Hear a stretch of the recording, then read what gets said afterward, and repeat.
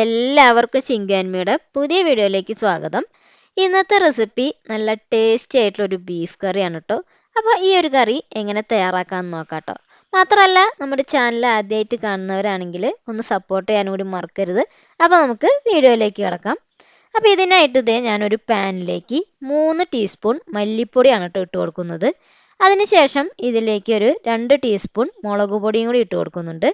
പിന്നെ നമുക്ക് കുറച്ച് മഞ്ഞൾപ്പൊടിയും കൂടി ഇതിലേക്ക് ഒന്ന് ഇട്ട് കൊടുത്തിട്ട് ഇതിനെ നന്നായിട്ട് തന്നെ ഒന്ന് വറുത്തെടുക്കാം.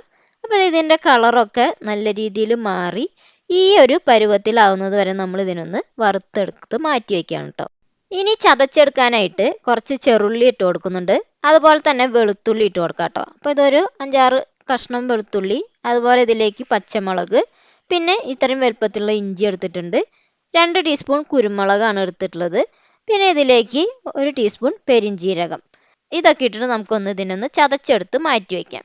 ഇനി ഒരു കുക്കറിലേക്ക് ഞാനിവിടെ ബീഫ് എടുത്ത് കഴുകിയൊക്കെ വൃത്തിയാക്കി വെച്ചിട്ടുണ്ട്. അതൊന്ന് ഇട്ട് കൊടുക്കാം കേട്ടോ. ഇതിലേക്ക് ഈ ചതച്ച് വെച്ചിട്ടുള്ള ഇൻഗ്രീഡിയൻസും അതുപോലെ തന്നെ വറുത്ത് വെച്ചിട്ടുള്ള ഇൻഗ്രീഡിയൻസും കുറച്ച് തൈരും ആവശ്യത്തിന് ഉപ്പൊക്കെ ഇട്ടിട്ട് ഇതിലേക്ക് ചൂടുവെള്ളം കൂടി ഒഴിച്ച് നന്നായിട്ട് തന്നെ ഒന്ന് മിക്സ് ചെയ്തതിന് ശേഷം അടച്ചു വെച്ച് നമുക്കൊന്ന് വേവിച്ചെടുക്കാം കേട്ടോ.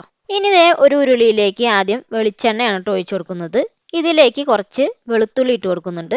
പിന്നെ 2 സവാള വളരെ നൈസായിട്ട് അരിഞ്ഞതും കൂടി ഇതിലേക്ക് ഒന്ന് ഇട്ട് കൊടുക്കാം. ഇതൊന്ന് വഴണ്ടി വരാൻ പാകത്തിനുള്ള ഉപ്പും കൂടി ഇട്ടിട്ട് ഇതിലേക്ക് കുറച്ച് കറിവേപ്പിലയും കൂടി ഇട്ട് നന്നായിട്ട് തന്നെ ഒന്ന് വഴറ്റിയെടുക്കാം. ഇത് ഈ ഒരു പരുവത്തിലാവില്ലേ, ഗോൾഡൻ ബ്രൗൺ ആവുന്നത് വരെ വഴറ്റിയതിന് ശേഷം ഇതിലേക്ക് കുറച്ച് മല്ലിപ്പൊടിയാണ് ഇട്ട് കൊടുക്കുന്നത്. പിന്നെ ഇതിലേക്ക് മുളക് പൊടി ഇട്ട് കൊടുക്കുന്നുണ്ട്. പിന്നെ മഞ്ഞൾപ്പൊടി, ഇതെല്ലാം ഇട്ടിട്ട് നന്നായിട്ട് തന്നെ ഒന്ന് മിക്സ് ചെയ്തെടുക്കാം.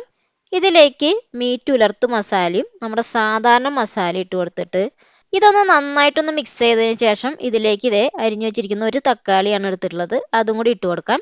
പിന്നെ നമ്മുടെ വേവിച്ച ബീഫിൻ്റെ കുറച്ച് ചാറും കൂടി ഇതിലേക്ക് ഒന്ന് ഒഴിച്ചിട്ട് നന്നായിട്ട് തന്നെ ഒന്ന് അടച്ചു വെച്ച് വേവിച്ചെടുക്കാം.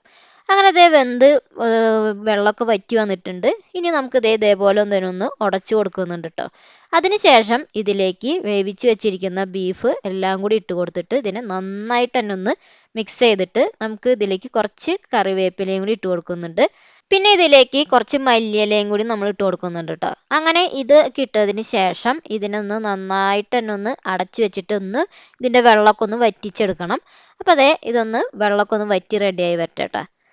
അങ്ങനെ നമ്മുടെ വെള്ളമൊക്കെ വറ്റി കറിയൊക്കെ നല്ല തിക്ക് ഗ്രേവിയിൽ നല്ല കുറുകി റെഡിയായി വന്നിട്ടുണ്ട്. അപ്പോൾ ഇത്രയേ ഉള്ളൂ, വളരെ സിമ്പിളായിട്ട് തയ്യാറാക്കിയെടുക്കാൻ പറ്റുന്ന നല്ല ടേസ്റ്റി ആയിട്ടുള്ള ഒരു ബീഫ് കറിയുടെ റെസിപ്പിയാണ് ഇന്നത്തെ. അപ്പോൾ എല്ലാവരും മസ്റ്റായിട്ടൊന്ന് ട്രൈ ചെയ്യുക. എന്നിട്ട് നിങ്ങളുടെ അഭിപ്രായങ്ങളൊക്കെ അറിയിക്കുക. അപ്പോൾ നമുക്ക് അടുത്തൊരു വീഡിയോ വീണ്ടും കാണാം. Okay, bye.